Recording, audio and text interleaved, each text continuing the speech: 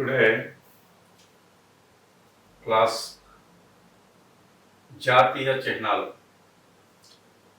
జాతీయ చిహ్నాలు జాతీయ చిహ్నాలు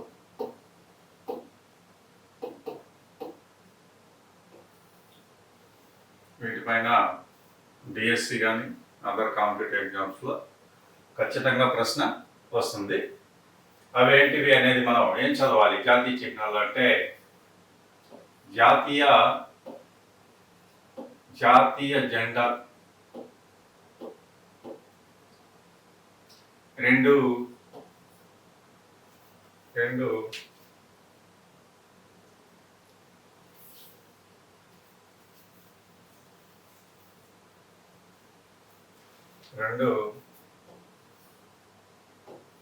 జాతీయ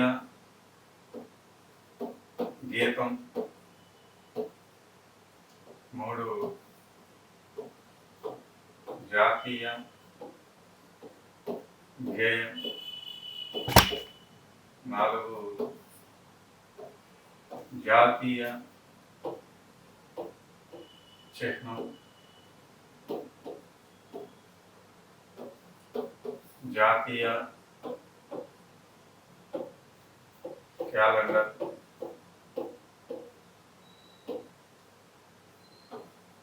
జాతీయ జంతువు, జాతీయ పుష్పం,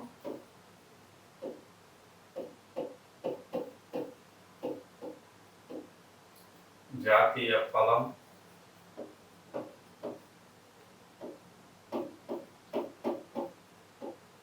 జాతీయ ఫలం, జాతీయ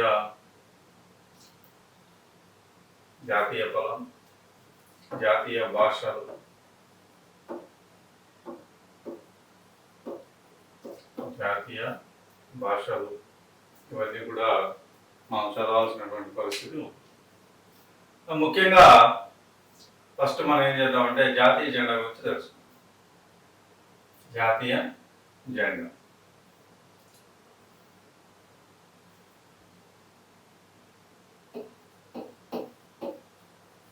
ఇందులో ప్రశ్నలు ఎలా అడగచ్చు అనే విషయానికి వస్తే,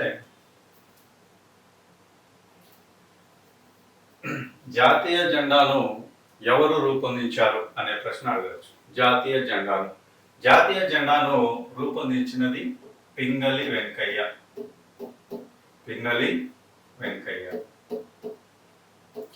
జాతీయ జెండాను రూపొందించింది ఈయన. గాంధీజీ సూచన మేరకు 1921వ సంవత్సరంలో ఆయన ఏం చేశాడంటే ఈ జాతీయ జెండాను రూపొందించాడు. ఈ జాతీయ జెండాను రూపొందించడమే కాకుండా 1929వ సంవత్సరంలో లాహోర్ సమావేశంలో, లాహోర్ జాతీయ కాంగ్రెస్ సమావేశంలో మొదటగా జాతీయ జెండాను ఎగరవేయడం జరిగింది. మొదటగా 1929వ సంవత్సరం లాహోర్ జాతీయ కాంగ్రెస్ సమావేశంలో ఏం చేశారంటే మనకి జాతీయ జెండాని ఎగరవేయడం జరిగింది. తర్వాత 1931 కరాచీ జాతీయ కాంగ్రెస్ సమావేశంలో ఈయన జాతీయ జెండాగా ఆమోదించడం జరిగింది. దీనిపైన ప్రశ్నలు చూడండి. జాతీయ జెండాను రూపొందించినది పింగళి వెంకయ్య. ఎవరి సూచన మేరకు? మహాత్మా గాంధీ సూచనల మేరకు. అలాగనే 1929వ సంవత్సరం లాహోర్ సమావేశంలో దీన్ని మొదటగా ఎగరవేయడం జరిగింది. తర్వాత 1931 కరాచీ కాంగ్రెస్ సమావేశంలో దీన్ని జాతీయ జెండాగా రూపొందించారు అనే విషయాన్ని మీరు ఇక్కడ గుర్తుంచుకోవాలి.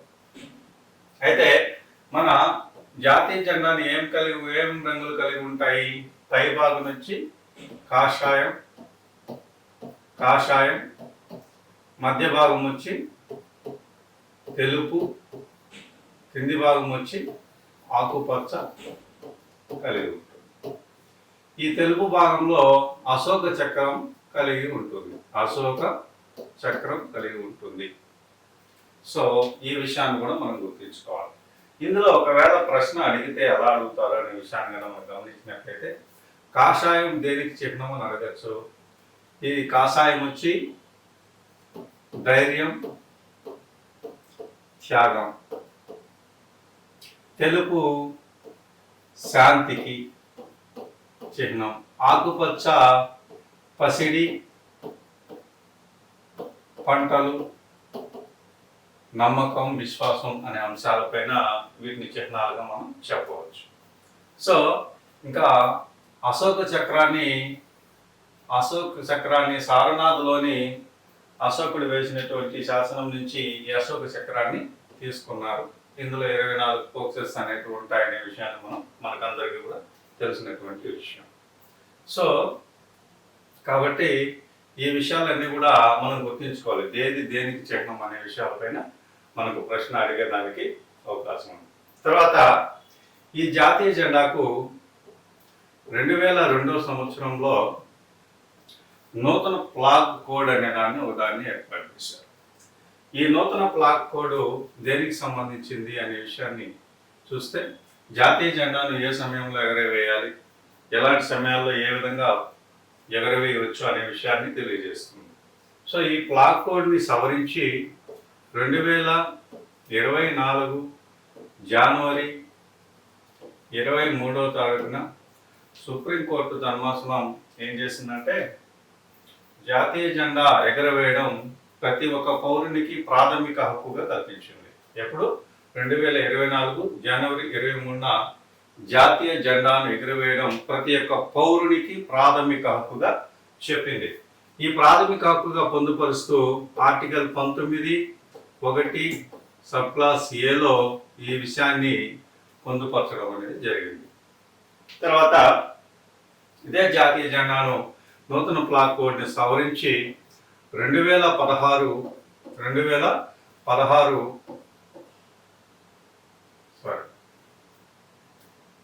దీన్ని 2022 జూలైలో ఈ జాతీయ జెండాను ఏ ప్రాంతంలో ఎగరవేయవచ్చు, ఇండ్ల పైన కానీ అలాగనే భవనాల పైన కానీ కాలేజీల పైన కానీ ఏ విధంగా అయినా సవరించవచ్చు అనే విషయాన్ని, ఎగరవేయచ్చు అనే విషయాన్ని ఈ సంవత్సరంలో చెప్పడం జరిగింది. తర్వాత జాతీయ జెండా విషయానికి వచ్చినట్లయితే జాతీయ జెండా పొడవు, వెడల్పు, నిష్పత్తి అనేడానికి అవకాశం ఉంది. పొడవు, వెడల్పు, నిష్పత్తి అంటే 3:2గా మనం చెప్పాలి. సో ఒకవేళ వెడల్పు, పొడవు, నిష్పత్తి అంటే 2:3గా చెప్పవచ్చు. అంటే ఇక్కడ ఏమి ఇచ్చాడు, పొడవు ఇచ్చాడా, వెడల్పు ఇచ్చాడా, ఏది ముందు ఇచ్చాడో చూసి గమనించి ఆన్సర్ చేయాల్సినటువంటి అవసరం ఉంటుంది. పొడవు, వెడల్పు, నిష్పత్తి అంటే 3:2, వెడల్పు, పొడవు, నిష్పత్తి అంటే 2:3గా మీరు వర్ణించాల్సినటువంటి అవసరం ఉంది. కాబట్టి ఈ జాతీయ జెండాను ఎప్పుడు ఎగరవేశారు, ఎవరు రూపొందించారు, దీని పొడవు, వెడల్పు, నిష్పత్తి ఏంటి, ఈ నూతన ఫ్లాగ్ కోడ్ ఏంటి, దీన్ని సుప్రీంకోర్టులో వేసింది ఎవరంటే నవీన్ జిందాల్ అనేటటువంటి వ్యక్తి దీనిపైన పిటిషన్ వేయడం జరిగింది. ఈ విషయాలన్నింటినీ కూడా మీరు గుర్తుంచుకోవాలి. తర్వాత భారతదేశ జాతీయ జెండాను పోలి ఉన్న దేశం ఏదని కూడా అడగచ్చు. ఆ దేశం ఏదంటే నైజర్ అనే దేశంలో మన భారతదేశ జెండా ఎలా ఉందో అలానే దాన్నే పోలి ఉంటుంది. కాబట్టి ఇది కూడా మీరు గుర్తుపెట్టుకోవాలి. తర్వాత జాతీయ సాయుధ దళాల జెండాల దినోత్సవం, ఇది చాలా ఇంపార్టెంట్. జాతీయ సాయుధ దళాల జెండాల దినోత్సవం ఎప్పుడు జరుపుకుంటారు అనే విషయాన్ని అడగచ్చు. జాతీయ సాయుధ దళాల జెండా దినోత్సవం ఎప్పుడు జరుపుకుంటారంటే December 7th జరుపుకుంటారు. ఇది చాలా ఇంపార్టెంట్. ఈ విషయాన్ని కూడా మీరు ఇక్కడ గుర్తుపెట్టుకోవాలి. ఇక్కడ జాతీయ జెండాకు సంబంధించినటువంటి అంశాలు. తర్వాత మనకు తర్వాత ఇంపార్టెంట్ ఏదంటే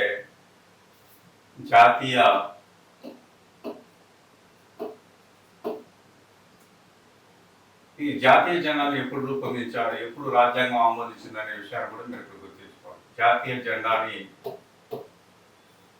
రాజ్యాంగ పరిషత్ ఎప్పుడు ఆమోదించింది అనే విషయాన్ని తీసుకున్నట్లయితే 1947 జూలై 22 1947 జూలై 22న రాజ్యాంగ పరిషత్తు జాతీయ జెండాను రూపొందించింది. అంతకుముందు 1947కు ముందు మన జాతీయ జెండాలో అశోక చక్ర స్థానంలో మగ్గం అనేది ఉండేదన్నమాట. దాన్ని తీసివేసి ఆ స్థానంలో మనకు అశోక చక్రాన్ని ఏర్పాటు చేయడం జరిగింది. అదే సంవత్సరం మనం రాజ్యాంగ పరిషత్తు జాతీయ జెండాను మనం ఆమోదించడం జరిగింది. ఇది ఇంపార్టెంట్. జాతీయ జెండాను ఎప్పుడు మనం రాజ్యాంగ పరిషత్తు ఆమోదించింది. తర్వాత జాతీయ చిహ్నం ఎప్పుడు ఆమోదించింది అంటే 1950 జనవరి 26 జాతీయ చిహ్నం. జాతీయ గీతం అడిగితే 1950 జనవరి 24. అలాగనే జాతీయ గేయం అడిగితే 1950 జనవరి 24. ఇది కూడా ఇంపార్టెంట్. తర్వాత జాతీయ క్యాలెండర్ 1957 మార్చ్ 22 జాతీయ క్యాలెండర్. జాతీయ పక్షి నెమలిని రాజ్యాంగ పరిషత్ ఎప్పుడు ఆమోదించిన 1964. జాతీయ జంతువుగా పులిని ఎప్పుడు ఆమోదించిందంటే 1972. ఈ డేట్స్ చాలా ఇంపార్టెంట్. ఈ డేట్స్ పైన కూడా మీ క్వశ్చన్లు వచ్చేదానికి అవకాశం ఉంది. అంటే జాతీయ జెండాను 1947 జూలై 22వ తారీఖు. అలాగనే జాతీయ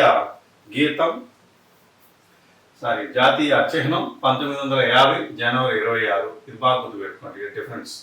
జాతీయ గీతం 1950 జనవరి 24. జాతీయ గేయం 1950 జనవరి 24.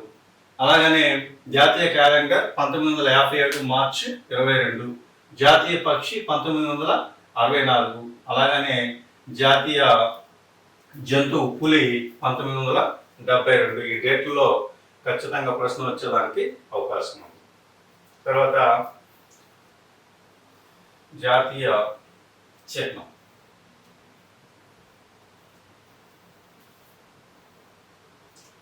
జాతీయ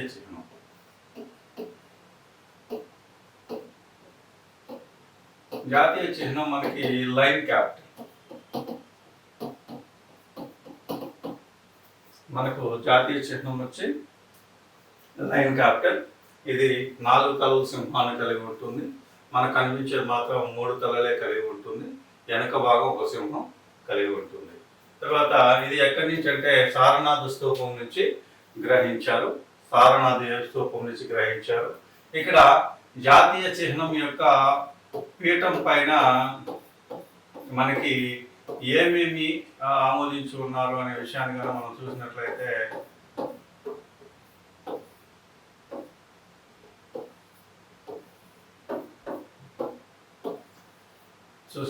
కనుక ఇక్కడ 3 సింహ తలలు, వెనక భాగం ఒక సింహం కనిపించిన తల ఉంటుంది. అలాగనే రాజ్యాంగ పీఠం అనేది ఇక్కడ ఈ పీఠం పైన చిహ్నం పీఠం పైన సత్యమేవ జయతే అని దేవనాగిరి లిపిలో కలిగి ఉంటుంది. సత్యమేవ జయతే అని దేవనాగిరి లిపిలో కలిగి ఉంటుంది. సత్యమేవ జయతే దేవనాగిరి లిపి. దీన్ని ఎక్కడి నుంచి గ్రహించారు అనేటువంటి విషయానికి వస్తే ఉపనిషత్తులు వింటారు కదా, ఆ విధంగా మాండకోపనిషత్తు నుంచి గ్రహించారు. ఇందులో ఈ రాజ్యాంగ పీఠం పైన మనం కూడా అశోక చక్రం కలిగి ఉంటుంది. ఇక్కడ కుడి భాగం వచ్చి వృషభం ఎద్దు, ఎడమ భాగంలో గుర్రం పరిగెడుతున్నటువంటి గుర్రం చిహ్నం కలిగి ఉంటుంది. ఓకే, ఇక్కడ అశోక చక్రం, కుడి భాగం ఏమో వృషభం అంటే ఎద్దు, ఎడమ భాగం ఏమో పరిగెడుతున్నటువంటి గుర్రం. ఈ పీఠం పైన పైన ఏమని లిఖించబడి ఉంటుందంటే సత్యమేవ జైతే. ఏ లిపిలో ఉంటుంది? దేవనాగిరి లిపిలో కలిగి ఉంటుంది. ఈ విషయాన్ని మీరు ఇక్కడ గుర్తుంచుకోవాలి. ఒకసారి ఫారెస్ట్ డిపార్ట్మెంట్ ఎగ్జామ్స్లో ఈ కుడి ఎడమ వైపులో ఏ జంతువులు కలిగి ఉంటాయి అనే ప్రశ్న అడగడం జరిగింది. సో ఇది కూడా చాలా ఇంపార్టెంట్. ప్రతి ఒక్కరు కూడా ఈ విషయాన్ని గుర్తుంచుకోవాలి. ఇది ఎక్కడి నుంచి గ్రహించారంటే ఆ మాండకోపనిషత్. ఈ ఉపనిషత్తులు ఎన్ని అని కూడా అడగచ్చు. ఉపనిషత్తులు 108 ఉపనిషత్తులు కలిగి ఉన్నాయి. సో దేని నుంచి గ్రహించాం? మాండకోపనిషత్. ఏ లిపి అంటే దేవనాగరి లిపి. ఏమి లిఖించబడి ఉంటుందంటే సత్యమేవ జయతే అనే విషయాన్ని లిఖించబడి ఉంటుంది. తర్వాత ఇక్కడ కుడివైపు ఎద్దు, ఎడమ వైపు పరిగెడుతున్నటువంటి గుర్రము కలిగి ఉంటాయి. ఇది చిహ్నం యొక్క డీటెయిల్స్. ఈ రాజ్యాంగ చిహ్నాన్ని ఎప్పుడు ఆమోదించారని మనం చెప్పాము? 1950 జనవరి 26వ తారీఖున మనం ఈ చిహ్నాన్ని ఆమోదించడం జరిగింది. ఇది జాతీయ చిహ్నానికి సంబంధించినటువంటి అంశాలు. తర్వాత జాతీయ గీతం. జాతీయ గీతం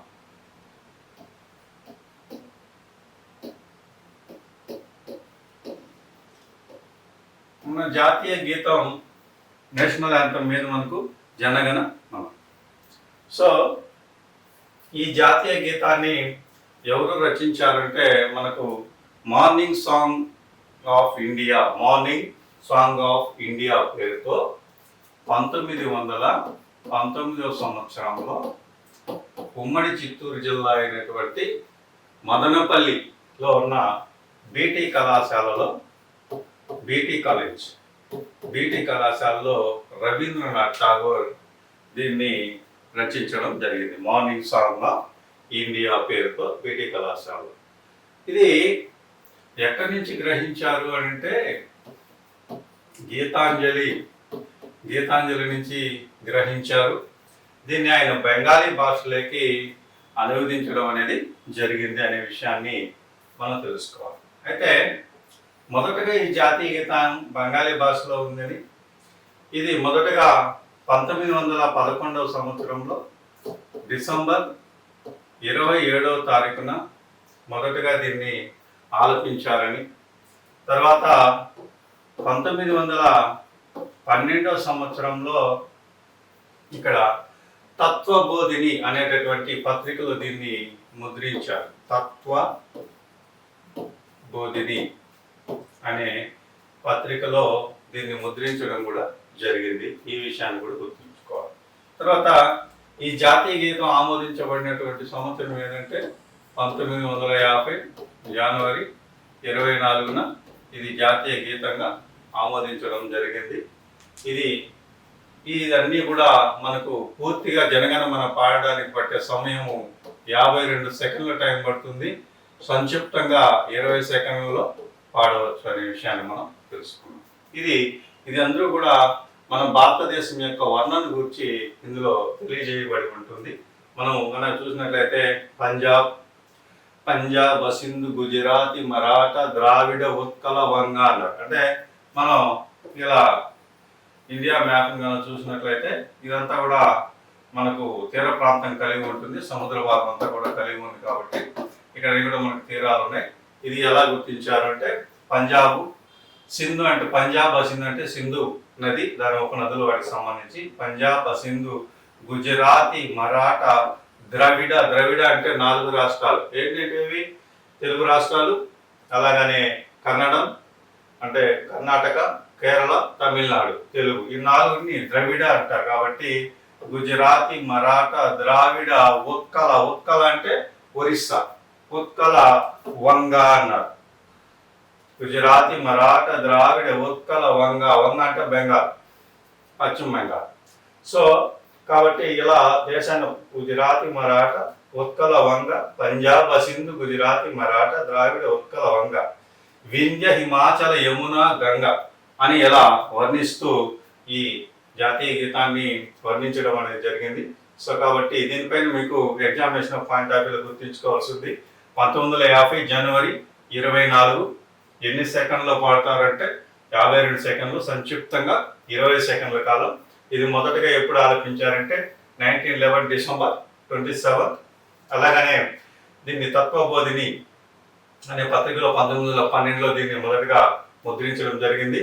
ఇది మార్నింగ్ సాంగ్ ఆఫ్ ఇండియా పేరుతో బీటీ కళాశాల 1919లో రవీంద్రనాథ్ ఠాగూర్ దీన్ని అనువదించడం జరిగింది. దీన్ని గీతాంజలి నుంచి తీసుకోవడం జరిగింది. ఇది మన జాతీయ గీతానికి సంబంధించి. తర్వాత ఇంకొక అప్డేట్ ఏంటంటే ఇందులో జాతీయ గీతాన్ని 2016 నవంబర్ 30 తారీఖు నుంచి జాతీయ గీతాన్ని సినిమా హాల్లో ప్రదర్శించాలి అని తప్పనిసరి చేసింది. సినిమా హాల్లో ప్రదర్శించడం తప్పనిసరి చేసింది. ఈ డేట్ కూడా బాగా గుర్తుపెట్టుకోండి. సినిమా హాల్లో ఎప్పటి నుంచి ప్రదర్శిస్తున్నారు జాతీయ గీతాన్ని అంటే 2016 నవంబర్ 30 తారీఖు నుంచి దీన్ని ప్రదర్శించడం కూడా జరుగుతుంది. సో ఈ విషయాన్ని కూడా ఇక్కడ గుర్తుంచుకోవాల్సినటువంటి అవసరం ఉంది. తర్వాత జాతీయ గేయం.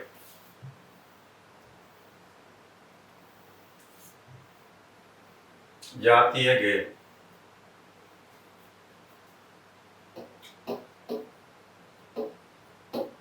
జాతీయ గేయం ఇది వందే మాతరం. దీన్ని 1882లో ఆనంద్ మట్ నుంచి దీన్ని గ్రహించడం జరిగింది. ఆనంద్ మట్ నుంచి గ్రహించారు. మొదటగా దీన్ని 1896 సంవత్సరంలో మొదటగా దీన్ని ఆలపించారు. మొదటగా ఆలపించింది ఎవరు? అయితే జాతీయ గేయ రచయిత ఎవరంటే బంకించంద్ర చటర్జీ.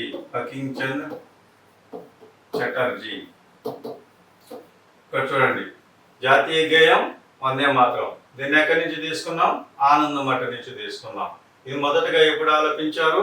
1896 బంకించంద్ర చటర్జీ దీన్ని రాశారు. దీన్ని జాతీయ గేయాన్ని వందే మాతరాన్ని ఇంగ్లీష్లోకి ఎవరు అనువాదం చేశాడు అనేటువంటి ప్రశ్న అడిగేదానికి ఉంది. ఇంగ్లీష్లోకి అనువాదం చేసింది అరవిందో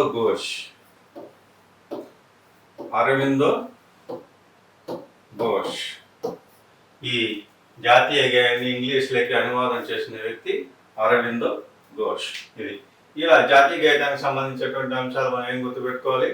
జాతీయ గేయం వందే మాతరం ఎక్కడి నుంచి తీసుకున్నాం? ఆనందమఠ్ నుంచి తీసుకున్నాం. తర్వాత దీన్ని మొదటగా ఆలపించింది 1896. తర్వాత దీన్ని రచించింది బంకించంద్ర చటర్జీ. ఇంగ్లీష్లోకి అనువాదం చేసింది అరవిందో ఘోష్ అనే విషయాన్ని ఇక్కడ మనం గుర్తుంచుకోవాలి. ఇది జాతీయ గేయానికి సంబంధించినటువంటి అంశం. తర్వాత జాతీయ క్యాలెండర్.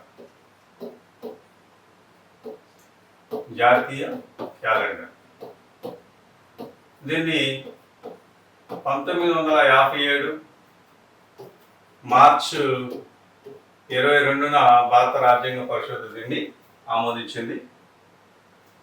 ఇది క్రీస్తు శకం 78వ సంవత్సరంని ఆధారంగా తీసుకొని మనం జాతీయ క్యాలెండర్ని రూపొందించాం. సో గ్రెగేరియన్ క్యాలెండర్ని అంతవరకు మనకు స్వాతంత్ర్యానికి పూర్వం అంతా కూడా మనం వాడుతున్నటువంటి క్యాలెండర్ గ్రెగేరియన్ క్యాలెండర్.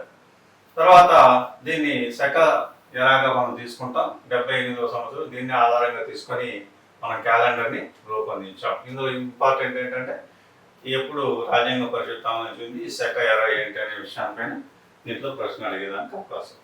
తర్వాత జాతీయ వారసత్వ జంతువు.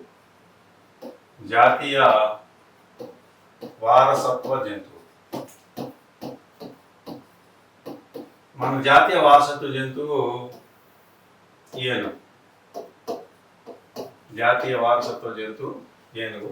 దీన్ని జాతీయ వారసత్వ జంతువుగా 2010లో ఆమోదం పొందింది. 2010 సంవత్సరంలో ఆమోదం పొందింది. సో మన జాతీయ వారసత్వ జంతువు ఏది అంటే ఏనుగు అని చెప్పాలి. తర్వాత దీనికి సంబంధించి ఇంకా కొంచెం ఇంపార్టెంట్ అంటే ప్రపంచంలోనే భారతదేశంలో అత్యధిక ఏనుగులు కలిగిన దేశం. అత్యధిక ఏనుగులు కలిగిన దేశం భారతదేశంలో అత్యధికంగా ఉన్నాయి.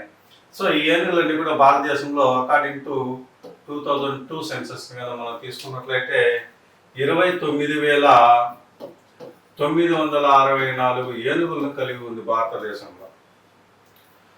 ఎన్ని ఉన్నాయి? 29,964 ఏనుగులు కలిగి ఉన్నాయి. ఇది ఈ జాతీయ ఏనుగుల దినోత్సవాన్ని ఎప్పుడు జరుపుకుంటారంటే జాతీయ ఏనుగుల దినోత్సవం ఆగస్టు 12వ తారీఖున జరుపుకుంటారు. సో దీనిపైన బిట్టు పడేదానికి చాలా అవకాశం ఉంది. చాలాసార్లు డిఎస్సి క్లాసెస్లో దీనిపైన బిట్టు పడింది. ఏనుగుకు సంబంధించిన అంశాలు తీసుకున్నట్లయితే 1000 ఏనుగుల దేశం అని అడిగేటటువంటి పరిస్థితి ఉంది. 1000 ఏనుగుల దేశం, 1000 ఏనుగుల దేశం. ఏనుగుల దేశం లావోస్. తెల్ల ఏనుగుల దేశం, తెల్ల ఏనుగుల దేశం, తెల్ల ఏనుగుల దేశం థాయిలాండ్. చూడండి దీనిపైన ఈ రెండు బిట్లు కూడా చాలాసార్లు డిఎస్సీలో అడిగాడు. ఏ ఏనుగుల దేశం లావోస్, తెల్ల ఏనుగుల దేశం థాయిలాండ్. తర్వాత ఏనుగు జాతీయ చిహ్నంగా గల దేశాలు ఏవి అని కూడా అడగచ్చు. ఏనుగు జాతీయ చిహ్నంగా గల దేశాలు, ఏనుగు జాతీయ చిహ్నంగా గల దేశాలు ఏంటివి? లావోస్ 1, 2 వచ్చి థాయిలాండ్, 3 వచ్చి ఐవరీ కోస్ట్. ఈ 3 కూడా ఏనుగు జాతీయ చిహ్నంగా కలిగినటువంటి దేశాలు. తర్వాత 1972 సంవత్సరానికి పూర్వం మన జాతీయ చిహ్నం ఏనుగు. 1972 సంవత్సరానికి పూర్వం భారతదేశ జాతీయ చిహ్నం ఏనుగు. 72 తర్వాత మనకు పులి జాతీయ చిహ్నంగా వచ్చింది, జాతీయ జంతువుగా వచ్చింది. అంతకుముందు జాతీయ జంతువు ఏదంటే సింహమే ఉండేది, తర్వాత ఏనుగు ఉండేది. తర్వాత భారత రాజ్యాంగ పరిషత్తు చిహ్నం కూడా ఏనుగు. భారత రాజ్యాంగ పరిషత్తు చిహ్నం ఏనుగు. భారత రాజ్యాంగ పరిషత్తు చిహ్నం ఏనుగు. తర్వాత మనకి రైల్వేలు చిహ్నం కూడా ఏనుగు. రైల్వేలకు చిహ్నంగా ఏదుంది? ఏనుగు. రాజ్యాంగ పరిషత్తు చిహ్నం కూడా ఏనుగే. తర్వాత ఇంకా ఏనుగుకి సంబంధించి రాజకీయ పార్టీలు కానీ తీసుకున్నట్లయితే బిఎస్పికి ఏనుగు చిహ్నంగా ఉంది. అలాగనే అస్సాం గణ పరిషత్, ఈ రాజకీయ పార్టీ కూడా ఏనుగు చిహ్నంగా ఉంది. సిక్కిం గణ పరిషత్, దీనికి కూడా ఏనుగు చిహ్నంగా కలిగి ఉంది. ఏనుగుకు సంబంధించినటువంటి అంశాలు కనుక మనం తీసుకున్నట్లయితే ఇవన్నీ కూడా మనం బాగా గుర్తుపెట్టుకోవాలి. ఇందులో ముఖ్యంగా 1000 ఏనుగుల దేశం, తెల్ల ఏనుగుల దేశం, ఈ ఏది చిహ్నంగా ఉంది. రాజ్యాంగ పరిషత్కి ఏది చిహ్నం, రైల్వేలకి ఏది చిహ్నం, అస్సాం గణ పరిషత్తు, సిక్కిం గణ పరిషత్తు, బిఎస్పి అనేటటువంటి అంశాలను గుర్తుపెట్టుకోండి. ఈ విషయాలన్నీ కూడా, ఈ డేటా కూడా మీకు చాలా ఇంపార్టెంట్. ఈ ఎన్ని ఏనుగులు ఉన్నాయి, అత్యధికంగా ఏనుగులు కలిగినటువంటి దేశం భారతదేశం. అత్యధికంగా మనకు కేరళలో ఏనుగులకు సంబంధించినటువంటి ఉత్సవాలు కూడా జరుపుకుంటూ ఉంటారు. ఈ విషయాన్ని కూడా మీరు గుర్తుంచుకోవాల్సినటువంటి అవసరం ఉంది. తర్వాత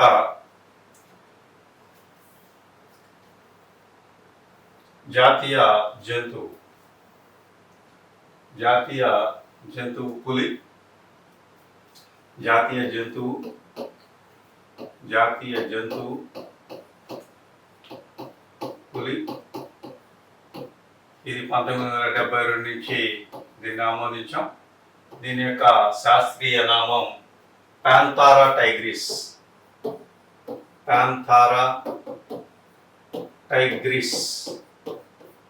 అనేది దీని యొక్క సైంటిఫిక్ నేమ్. సో భారతదేశంలో అత్యధికంగా పులులు కలిగినటువంటి రాష్ట్రం మధ్యప్రదేశ్, రెండవ రాష్ట్రం కర్ణాటక. తర్వాత ఇంకో ప్రశ్న ఏంటంటే భారతదేశంలో ఎన్ని టైగర్ రిజర్వులు కలవు అనేటువంటి ప్రశ్న కూడా అడిగేదానికి అవకాశం ఉంది. భారతదేశంలో టైగర్ రిజర్వులు వచ్చి 55 ఉన్నాయి. 55 టైగర్ రిజర్వులు అనేవి ఉన్నాయి.